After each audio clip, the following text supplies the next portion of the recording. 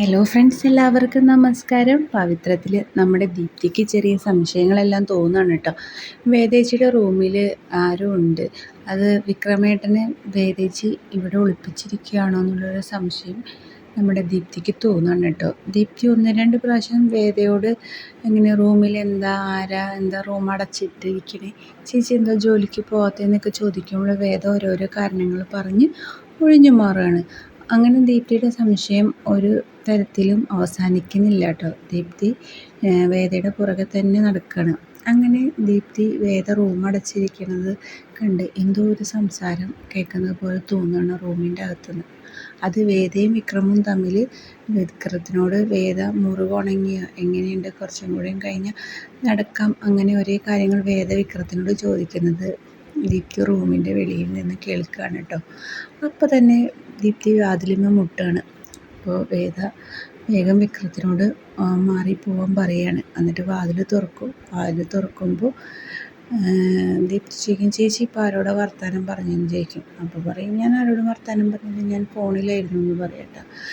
എന്നിട്ട് പറയും, ചേച്ചി വാതിലടച്ച് എനിക്കൊരു കാര്യം സംസാരിക്കാനുണ്ടെന്ന് പറയും. അപ്പോൾ വേദ വാതിലടച്ച് അതിൽ ദീപ്തി കട്ടിലുമേൽ ഇരിക്കും. അപ്പോൾ ദീപ്തി ചോദിക്കണേ, ചേച്ചി വിക്രമേട്ടനെ ഇവിടെ ഒളിപ്പിച്ചിരിക്കുന്നുണ്ടോ എന്ന് ചോദിക്കും. അപ്പോൾ വേദ അതില്ല എന്നൊക്കെ പറയും. പക്ഷേ അവസാനം വിക്രം ഇറങ്ങി വരികയാണ് കേട്ടോ.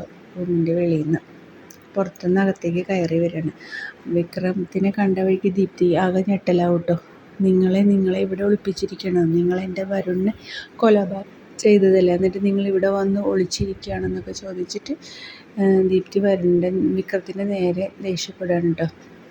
അപ്പോൾ വിക്രം പറയുന്നുണ്ട്, ദീപ്തി ഞാൻ ഒരിക്കലും അങ്ങനെ ചെയ്തിട്ടില്ല, വേറെ ഏത് കുറ്റം ചെയ്തിട്ട് ഞാൻ ജയിലിൽ പോയാലും ചെയ്യാത്ത കുറ്റം, വരുണിനെ കൊന്നത് ഞാനാണെന്നുള്ള പേരിൽ എനിക്ക് ജയിലിൽ പോകാൻ പറ്റില്ല ദീപ്തി, ഞാനല്ല ചെയ്തത്, ശരിയായ കൊലപാതകി ഇപ്പോഴും വെളിയിൽ കിടന്ന് വിലസാണ്, എന്നെ ഇതിൽ കുറ്റക്കാരനാക്കിയിരിക്കുകയാണ്, എനിക്ക് വരുണിനെ കൊന്നത് ആരാണെന്ന് കണ്ടുപിടിച്ചേ പറ്റൂ എന്നൊക്കെ വിക്രം ദീപ്തിയോട് പറയാണ് കേട്ടോ. അപ്പോൾ ഒരു വിധത്തിൽ ദീപ്തിക്ക് വിക്രം അത് ചെയ്തിട്ടില്ല എന്നുള്ളൊരു ഒരു ഇങ്ങനെ തോന്നൽ വരികയാണ് കേട്ടോ. അങ്ങനെ ഇതെല്ലാം കഴിഞ്ഞ് ദീപ്തി നേരെ പോകുന്നത് വാസവൻ്റെ അടുത്താണ്. വാസവൻ്റെ അടുത്ത് ചെന്നിട്ട് എനിക്ക് കുറച്ച് കാര്യങ്ങൾ സംസാരിക്കാനുണ്ടെന്നൊക്കെ പറയാണ്. എൻ്റെ വാസവനോട് പറയുന്നുണ്ട്, ദീപ്തി നിങ്ങൾ വരുണിനെ കൊന്നത് വിക്രമേട്ടനാണെന്നും പറഞ്ഞ് വിക്രമേട്ടൻ്റെ പുറകെ നടന്നു കഴിഞ്ഞാൽ ശരിക്കും യഥാർത്ഥ പ്രതി പുറത്ത് നിന്ന് കളി കണ്ടുകൊണ്ടിരിക്കുകയാണ്, അയാൾ രക്ഷപ്പെടും, അത് അനുവദിച്ചു കൂടാന്നുള്ള കാര്യമൊക്കെ